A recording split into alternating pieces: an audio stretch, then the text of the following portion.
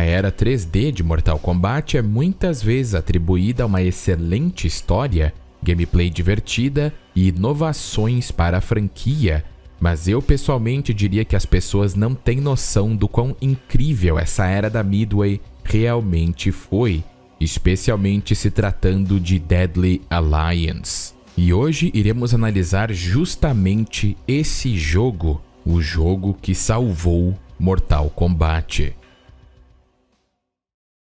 Deadly Alliance vem diretamente após a era do turbulento desenvolvimento de Mortal Kombat 4, onde a equipe de desenvolvimento da Midway decidiu fazer um Mortal Kombat 3D para, é claro, capitalizar com a crescente popularidade de jogos dessa dimensão. E eles decidiram desenvolver seu próprio hardware chamado Zeus, que podia gerar 1.2 milhões de polígonos por segundo, e isso praticamente atrasou tudo. Ed Boon era o único programador e Todd Allen e seu irmão Mike Boon tiveram que entrar como programadores para ajudá-lo. Mas enfim, por que eu estou falando isso? Simplesmente porque foi algo bem turbulento e o jogo não foi tão recebido como eles acharam que seria, mas ainda vendeu bem dentro do possível, mas nada comparado a Mortal Kombat 3. E é aí que Deadly Alliance entra na equação. Ele só existe por causa da experiência anterior deles com o 3D, e isso foi demonstrado nas vendas, porque Deadly Alliance vendeu pra caramba. Vendeu em torno de 3.5 milhões de cópias. É claro que estou me referindo a cópias originais que foram enviadas pela companhia, mas vamos voltar um pouco no tempo. Vamos voltar a 1998. No início desse ano, a Midway anunciou que o trabalho havia começado em um 5º jogo da franquia Mortal Kombat, e eles estavam desenvolvendo para a linha principal, e estava sendo desenvolvido para o novo hardware de arcade Zeus 2. Apesar do sucesso de Mortal Kombat 4, a série começou a sofrer de superexposição no final da década de 90, ao mesmo tempo em que gerava projetos fracassados ou até mesmo medíocres. A série animada de 1996, Mortal Kombat: Defensores do Reino, durou apenas uma temporada e recebeu críticas bem negativas na época. E em novembro de 1997, a abominação chamada Mortal Kombat Aniquilação, a sequência do primeiro filme de 1995, teve um desempenho inferior nos cinemas e foi massacrado pela crítica por um bom motivo. Também há a série em live action Mortal Kombat Conquest, que durou apenas uma temporada, apesar das fortes classificações. Já no lado dos jogos, Mortal Kombat Mythology Sub-Zero foi recebido com interesse limitado, para se dizer o mínimo, assim como a versão Gold de Mortal Kombat 4, lançada para o Dreamcast. Mas 1999 teve mais um acontecimento. John Tobias, o co-criador da série, se demitiu da Midway e levou consigo um grande número de funcionários. Isso ocorreu enquanto o indutor de pesadelos, que vendeu extremamente mal, Mortal Kombat Special Forces, ainda estava em produção. Nem precisamos dizer que a franquia Mortal Kombat não estava bem das pernas, estava próxima a despencar.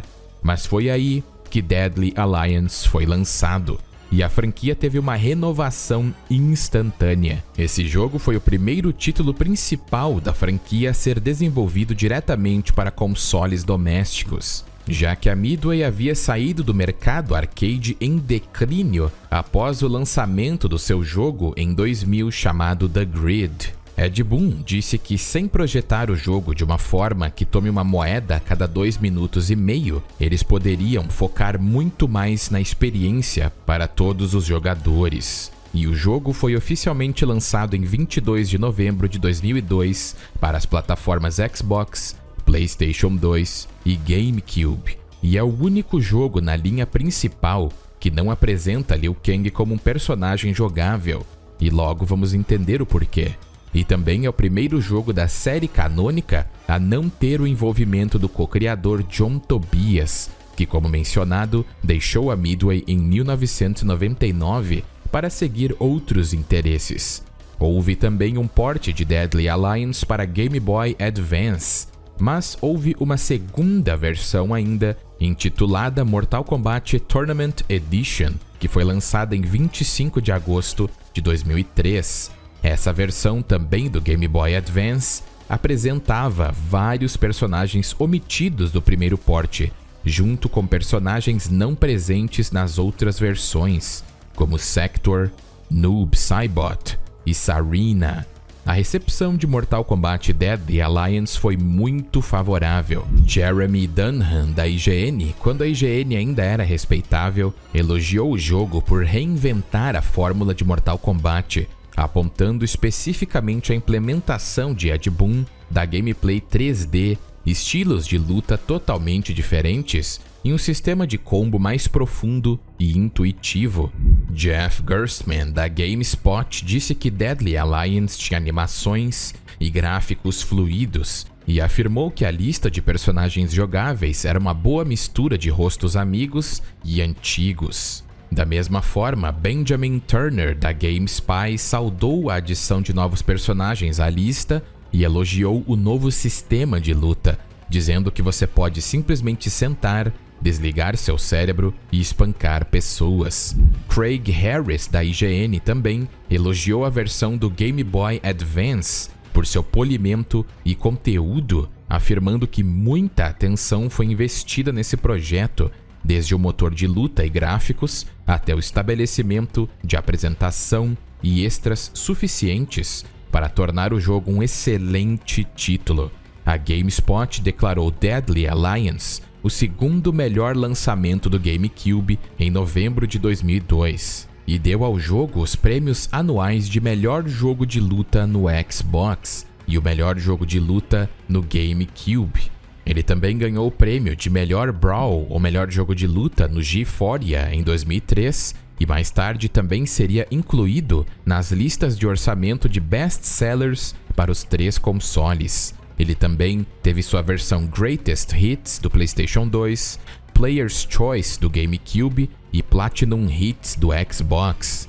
Durante o 6º prêmio anual de realização interativa, a Academia de Artes e Ciências Interativas nomeou Deadly Alliance como jogo de luta de console do ano, mas ele acabou perdendo para Tekken 4. O mais curioso de tudo foi a estratégia de marketing da Midway. Eles contrataram a banda Adema, que gravou uma música para o jogo intitulada Immortal e fez um clipe com Scorpion.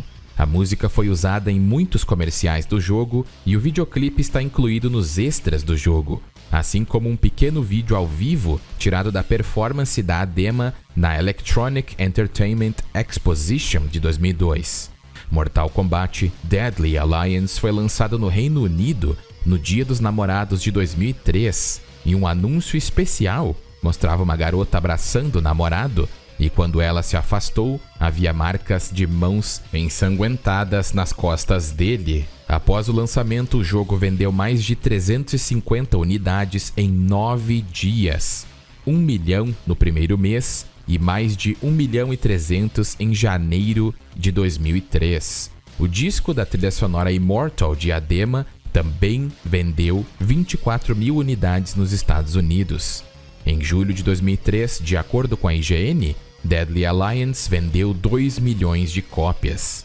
Em abril de 2011, Ed Boon disse que o jogo vendeu 3,5 milhões de cópias. Para vocês terem uma ideia, o jogo vendeu mais que Mortal Kombat vs DC Universe. Vendeu mais até do que o excelentíssimo Mortal Kombat Deception e vendeu até mais que jogos atuais como Soul Calibur 6 e até Injustice 2. Para vocês verem que até para a época foi um sucesso estrondoso. De acordo com uma retrospectiva de Dunham no IGN, Deadly Alliance conquistou instantaneamente críticos e fãs, ganhando as melhores críticas da série desde Mortal Kombat 2 e movimentando 1 milhão de cópias em 6 semanas. Deadly Alliance acabaria por passar mais do que o dobro dessa figura como vemos. Então, ele foi um sucesso que realmente mostrou como a Midway estava refinando sua arte. Que tal começarmos falando da grande variedade de personagens? E ela é bem grande.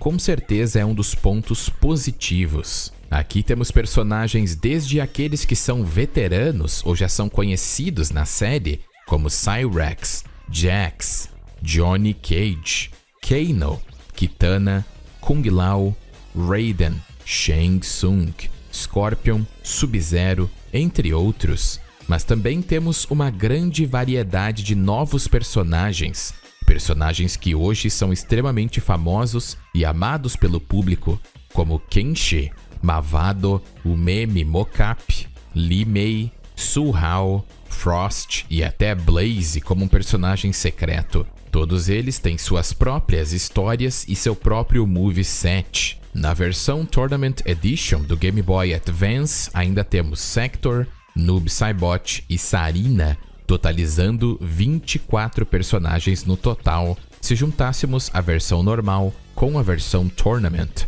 o que é bem considerável, porque jogos atuais da franquia, como Mortal Kombat 10, lançou com 24, Mortal Kombat 11 com 25. Para a época, em termos de Mortal Kombat, Deadly Alliance tinha muita variedade. Mortal Kombat Trilogy tinha mais de 30 personagens, mas ainda assim, eles incluíram os chefes e muitos outros personagens que não tinham na versão inicial. Sem contar que Deadly Alliance trouxe ainda um ar fresco na franquia, representado pelos novos personagens, o que é algo louvável. A história de Deadly Alliance é uma das melhores, se não a melhor, se juntarmos a sua continuação, Deception. Essa duologia com certeza se torna a melhor história já vista na franquia, mas como estamos analisando a história individualmente, vamos classificá-la de acordo. No fim de Mortal Kombat 4, Shinnok foi derrotado por Liu Kang, porque não possuía o seu verdadeiro amuleto que estava em posse de Quan Chi. Scorpion parecia ter se desenvolvido além do assassinato de sua família e vingança, porque no fim de Mortal Kombat 1 ele eliminou Bi-Han. Em Mortal Kombat 2, quando Kuai Liang foi tentar terminar a missão de Bi-Han, ele jurou proteger Sub-Zero, mas dessa vez ele acabou sendo enganado por informações falsas dadas por Quan Chi, que diziam que Kuai Liang tinha matado sua família, e Scorpion, empoderado pela raiva, derrotou Sub-Zero. Mas então Quan Chi coringa totalmente e diz que na verdade foi ele que fez tudo, antes de tentar mandá-lo de volta para o submundo. Scorpion, alimentado por uma raiva sem limites, agarra Quan Chi no último minuto, levando o feiticeiro com ele. Devido ao fato de Quan Chi ter seus poderes reduzidos na camada do submundo que eles estavam, ele teve que ralar para sair de lá, porque Scorpion estava sempre na cola dele. E ele fez um trato com os Onis Moloch e Dramin, que conseguiam sobrepujar Scorpion o suficiente para que Quan Chi ficasse seguro, mas ele acabou traindo os Onis também. E na introdução de Deadly Alliance é revelado que Quan Chi conseguiu escapar do submundo usando o amuleto de Shinnok. Ele aparece em uma tumba contendo vários restos mumificados e uma antiga pedra rúnica que revela que os restos mortais que jazem ali são do exército invencível do governante há muito esquecido da Exoterra, conhecido simplesmente como o Rei Dragão ou Onaga. Ele descobre que esse exército pode ser revivido e esculpe magicamente as inscrições da tumba do exército do Rei Dragão em seu corpo, tornando-se suas tatuagens. Quan Chi então tem a ideia brilhante de formar uma aliança com Shang Tsung, oferecendo-lhe um suprimento infinito de almas, em troca dele transplantar as almas dos guerreiros derrotados para o exército. Os dois trabalham juntos para derrotar e matar não só Shao Kahn, que posteriormente foi revelado a ser um clone, mas imaginem o choque de ver Shao Kahn sendo morto pelos feiticeiros na época. Foi um plot twist muito gigante, e o mais importante de tudo, eles conseguem matar o protagonista e herói da história, Liu Kang. Então somente na abertura as duas maiores ameaças aos seus planos foram liquidadas. Uma cutscene simplesmente ousada que mostra o quão longe a Midway estava disposta a levar a sua franquia, e de fato esse ponto da trama foi inesquecível. Mas, devido ao fato de Raiden ter ascendido ao status de um deus ancestral em Mortal Kombat 4, ele era incapaz de interferir. Raiden então renuncia seu status depois de perceber que, caso a aliança seja vitoriosa, o plano terreno estaria condenado. Uma trama completamente fora do comum, que não só deu a vitória para os vilões, como também deixou os heróis completamente sem armas para enfrentá-los, porque Raiden até reuniu seus melhores guerreiros, e Kung Lao e Kitana até foram treinar com o próprio Borraicho para ficarem mais poderosos, e Kung Lao aprendeu um golpe poderoso, mas tudo isso foi inútil contra os feiticeiros. Isso sem contar as diversas subtramas que estão envolvidas no jogo, como Li Mei tentar livrar sua vila da escravidão dos feiticeiros, porque eles tinham feito com que a vila dela construísse um palácio para o Tornado de Almas. Temos também Kenshi tendo história com Shang Tsung, pois ele foi o responsável por sua cegueira, e ele espionando os feiticeiros, mas sendo caçado por Mavado. Nitara tentando remover a coleira da Exoterra do seu reino, Scorpion atrás de vingança contra Quan Chi, Jax tendo toda a agência de investigação de mundos externos e a tecnologia interdimensional explodida por um agente duplo, Su Hao, Cyrex, que agora é um agente dessa agência que foi explodida e ficou perdido na Exoterra, Reptile com sua evolução reversa e Nitara o manipulando, até dando uma lâmina Kirehashi do povo de Reptile para ele. Meus amigos, as tramas são realmente incríveis. Recomendo assistirem meu vídeo da timeline definitiva da era Midway para experienciarem essa incrível história. Deadly Alliance é simplesmente fenomenal e juntou dois dos vilões mais inteligentes da franquia, duas serpentes, juntas para lidarem com o resto do elenco. A maneira com a qual eles lidaram com essa história podemos perceber que foi com todo carinho e muito bem planejada, sem contar que a história não teve a influência principal de John Tobias, que sempre foi o escritor principal da série. Dessa vez, John Vogel acabou pegando esse papel e também Alexander Barentine. Então temos que parabenizar os dois.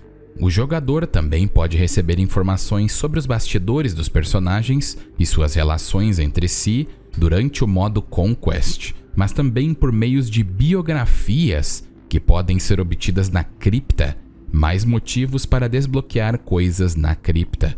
Como de costume, completar o modo arcade de cada personagem desbloqueia finais individuais, mas apenas alguns finais ou partes deles são considerados parte da continuidade do enredo de Mortal Kombat. Alguns finais até se contradizem, e isso que é a mágica da coisa. Foi somente na sequência tão incrível quanto o incrível Mortal Kombat Deception que a continuidade oficial foi revelada. A gameplay também é outro ponto que deve ser abordado, e como todos os jogos da franquia, Deadly Alliance se concentra fortemente nos seus modos de luta, mas dessa vez a jogabilidade é completamente diferente dos jogos anteriores da franquia. Agora o combate acabou tendo um aumento de complexidade em certas partes e uma diminuição em outras partes, pois cada personagem possui 3 estilos de luta totalmente individuais, geralmente 2 estilos de combate corpo a corpo e outro estilo com algum tipo de arma branca, com exceção de Blaze e Mocap, que receberam 3 estilos de combate corpo a corpo e nenhum estilo com arma. E entre esses estilos dos personagens, é possível alternar entre eles de forma totalmente intuitiva para abrir um leque para novos golpes e até ligar combos com o apertar de um botão. Nos jogos anteriores, além dos Dial-A combos, que são combos que não precisam de tempo de execução, desde que o próximo botão seja pressionado antes do último movimento terminar, todos os personagens lutavam de forma praticamente idêntica, apenas com os movimentos especiais para diferenciá-los e dar um toque de individualidade. Mas como dito anteriormente, em Deadly Alliance, o número de movimentos especiais por personagens também foi reduzido, variando apenas de 2 a 4 para a maioria, obrigando o personagem a fazer uso do sistema de luta aprimorado de uma forma mais otimizada e inteligente. Os personagens não podem mais correr e não há um medidor de corrida. No entanto, embora ainda limitado a mover-se apenas para o fundo e o primeiro plano, o movimento na terceira dimensão é muito mais fácil e pode ser usado continuamente. Sem contar que, para evitar que os lutadores saiam da arena, limites que de outra forma seriam invisíveis aparecem quando um lutador é atingido contra a borda. O modelo dos personagens se tornou ainda mais realista para a época. As partes dos personagens vão balançar de acordo com o movimento dele. A interação ambiental está presente, mas é pouco frequente. Vários níveis incluem obstáculos como pilares ou estátuas que podem ser quebradas para causar dano a um oponente que esteja próximo a eles. Agora há apenas um fatality por personagem, enquanto os jogos anteriores incluíam muitas maneiras de finalizar o oponente, como Mortal Kombat 4, que tinha 2 para cada personagem. Mas eu devo dizer que, apesar de haver alguns bem bobos, ainda assim há uns fatalities bem divertidos e até bem criativos. É claro que, se formos comparar ao nível de brutalidade dos fatalities hoje em dia, eles são fracos, mas para a época eles eram absurdamente bem detalhados, e não é à toa que foram elogiados fortemente. O jogo, infelizmente, não inclui fatalities de cenário, embora o nível Acid Bath ainda possua estátuas especiais que vomitam ácido, chamadas Acid Budas, que causam danos diretamente aos lutadores que se aproximam muito deles. Não podemos esquecer também que Deadly Alliance foi o primeiro a apresentar o modo Conquest, que, apesar de estar na sua infância em comparação aos jogos posteriores, ainda assim expande o enredo e funciona como um tutorial para cada personagem.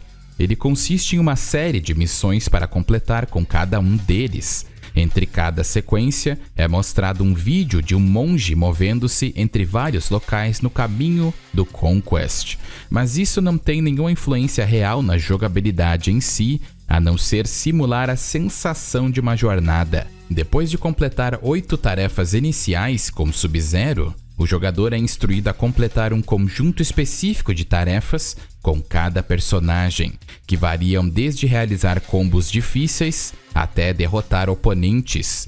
Cada série vem com instruções de texto que incluem um enredo básico que se aprofunda no background e o motivo de cada personagem. Os personagens Blaze e Mocap podem ser desbloqueados completando todas as etapas do Conquest. O jogador é recompensado por uma série de moedas ou coins que funcionam como a moeda de troca do jogo para desbloquear coisas na cripta e desbloquear segredos do jogo. E falando em segredos, o jogo está repleto de carinho. Como falamos da cripta, precisamos explorar mais ela.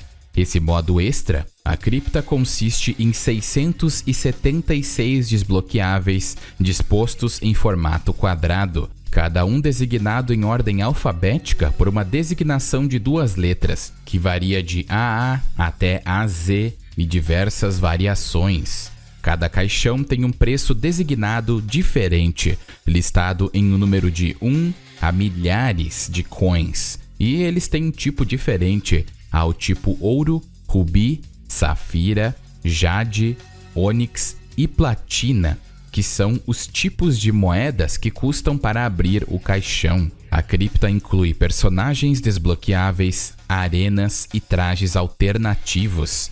Também incluídos entre os caixões estão vários vídeos, imagens, esboços conceituais e toda a história em quadrinhos da edição de colecionador de Mortal Kombat. Alguns caixões continham moedas que poderiam ser usadas em outros caixões.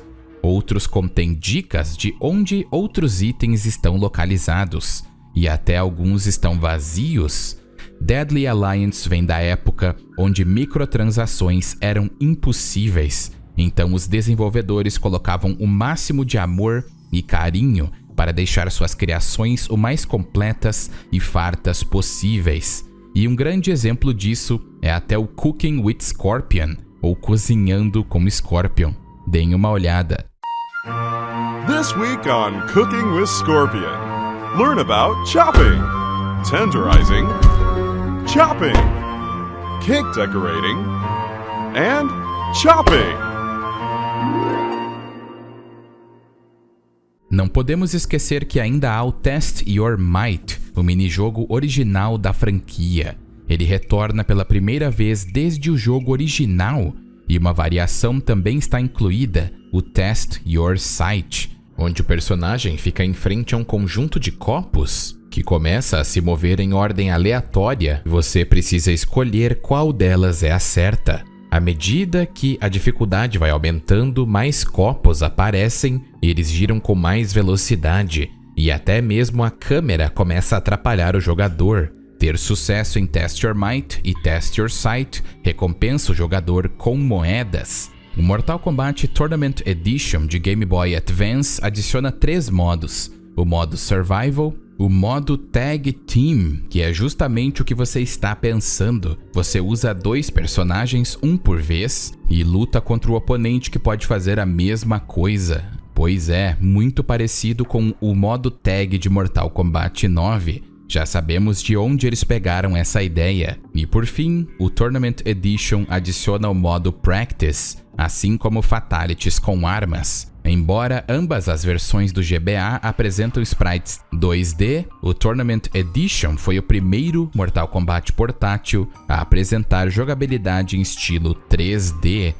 Esse jogo é puro ouro. Agora que sabemos que o jogo é um absurdo para a época e é compreensível o porquê das pessoas terem gostado tanto, ainda falta um fator a ser explorado, que é justamente fatores que compõem a tão famosa atmosfera sombria dos Mortal Kombats da era Midway. Em termos de trilha sonora, Deadly Alliance é a personificação do som do início dos anos 2000. Dan Forden e seus companheiros realmente se inspiraram na época e trouxeram algumas músicas com alta inspiração na cena techno, guitarras e até alguns temas de ambientação seguindo a fórmula sombria da quadrilogia até então. Se você quiser entender do que estou falando, é só ouvirmos a tela da seleção de Trilogy.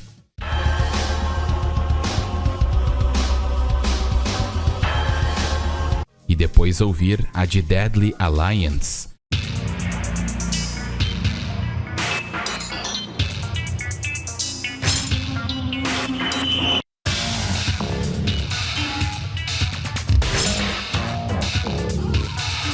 E como podemos perceber, ainda é mantida a sonoridade habitual de MK, mas essa sonoridade é trazida a um público mais moderno.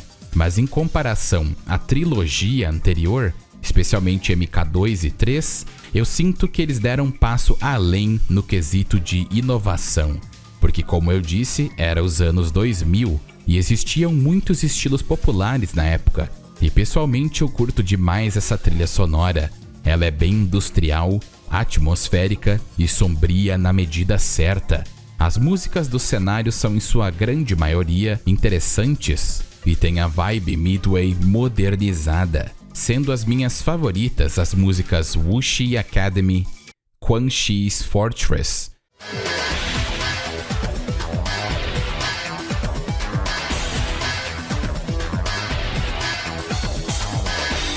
Acid Bath,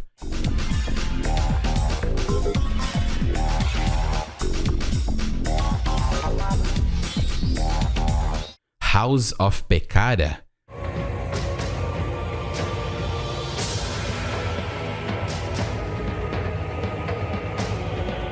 Kuatan Palace,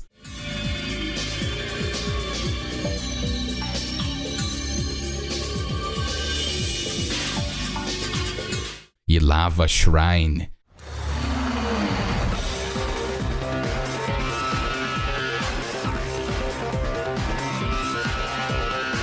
Simplesmente um som brabo. termos de arte, assim como no quesito da trilha sonora, esse jogo ainda mantém o famoso estilo Mortal Kombat. Os personagens todos foram atualizados graficamente, mas manteram sua essência dos jogos passados, além dos trajes alternativos que são fenomenais. Os trajes normais dos personagens são condizentes com a época do jogo.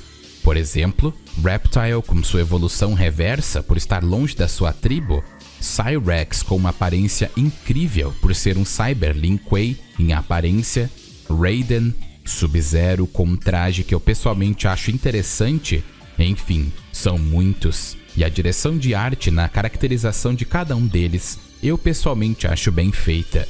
Em termos da direção de arte nos cenários, na sua maioria são ouro da era Midway. Cenários como Acid Bath, a Academia Wuxi, que tem uma ideia genial de lutar no meio de uma arena segurada por monges de pedra, o templo Lung Hai na Exoterra, o palácio de Shang Tsung, entre outros.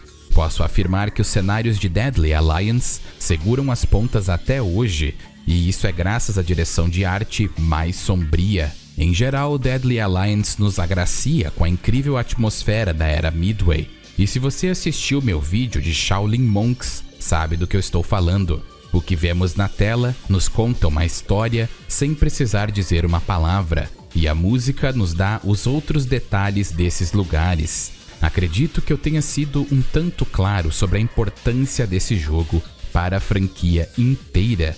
Foi Deadly Alliance que pisou em territórios novos, reinventou e reviveu a franquia, que infelizmente estava definhando aos poucos, especialmente por causa dos fracassos passados. Mas apesar da Midway eventualmente ter entrado em falência em 2009, podemos dizer que nesse ponto, Deadly Alliance deu uma grande ajuda para manter a empresa flutuando mais um pouco.